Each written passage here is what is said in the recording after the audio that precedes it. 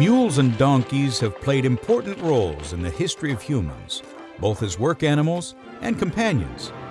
These unique and often misunderstood equines have made countless contributions to the world as we know it, and some might even surprise you.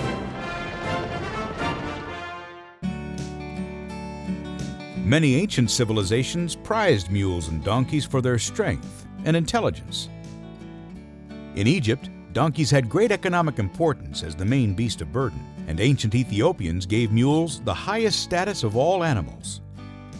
In biblical times, Mary escaped with her young family to Egypt by donkey, and as a young man, Jesus chose a donkey for his mount on his return to Jerusalem.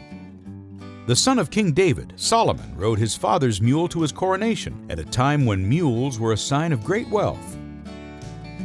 Mules and donkeys existed in most of the world, but it wasn't until the King of Spain sent George Washington a Spanish donkey jack named Royal Gift that the American mule was introduced in the United States. Washington bred the donkey with his finest female horses, and history was made. By 1808, there were an estimated 855,000 mules in the United States being used for more than agriculture. Mules were vital for trappers, hunters, and gold miners, as their strong sense of self-preservation and legendary sure-footedness almost guaranteed that the valuable gold and furs would reach their destinations. For people who lived in hard-to-reach places, mules were able to pack in supplies in relief expeditions. Even when there wasn't a road, the mules could bring it in by trail.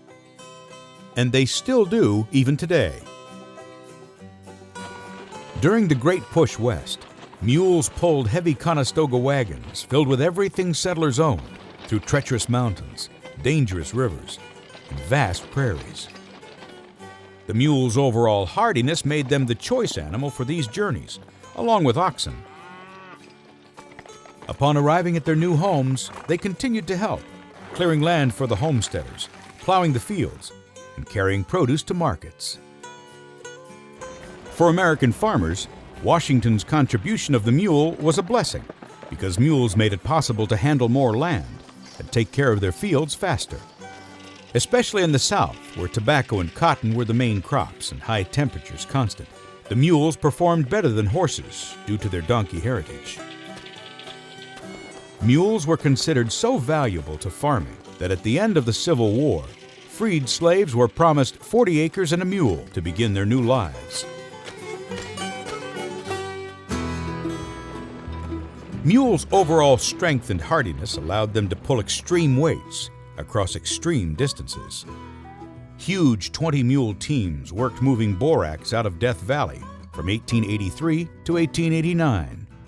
The teams hauled loads of the mineral 330 miles round trip through the Mojave Desert, where temperatures could reach 130 degrees. Fully loaded, the wagons weighed 36.5 tons, a formidable challenge for any creature.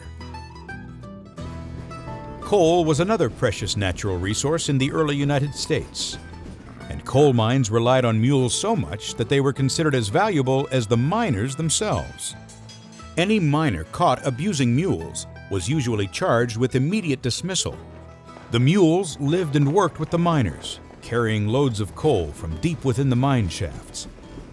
Some mules actually spent most of their lives inside the coal mines, only coming to the surface occasionally. Relationships between miner and mule could last their entire careers, since mules have been known to live beyond the age of 40. Miners often claimed mules could actually count the carloads and would refuse if there were more than 3. Mules continued to build the expanding United States in many ways. At the Erie Canal, barges carrying food, lumber, and passenger boats were pulled by mules from towpaths, long before steam-powered engines ran on the canals. Mules were the brute force behind engineering feats like the California Aqueduct and the Hoover Dam, as well as hauling the construction materials to build the railroads that would eventually replace them.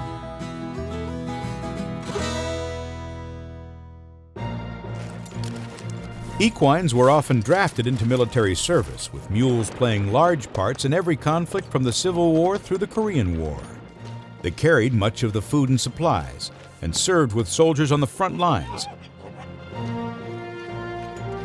acting as mobile hospitals and carrying out the wounded.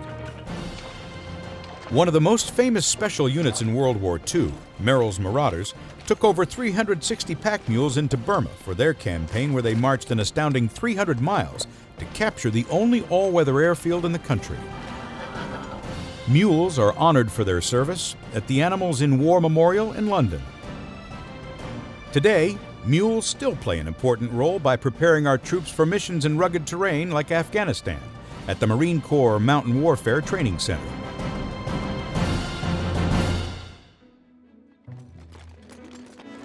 By the end of World War II, industrialization had taken hold and much of the farm work, construction, and transportation were becoming mechanized. Many of the traditional roles typically occupied by equines were being taken over by machines. Names like steam donkey and mechanical mule paid homage to the historical contributions of long ears. This began a new period in the life of the mule, equestrian competitor. Horses had been competing in equestrian events for hundreds of years, but the mule was just starting out. Mules now compete in dressage, jumping, racing, as well as Western events, and gymkhana events like pole bending, barrel racing, keyhole, and of course, packing, just like they have for hundreds of years. Mules have a long history of working closely with humans. But as we become less dependent on their hard work, we are truly able to appreciate what they have to offer us as companions. Although the mule would readily pull heavy loads in dangerous conditions for us, and did on many occasions, in today's modern world, these proud equines are more likely to be called upon to enjoy a pat on the head and a handful of oats.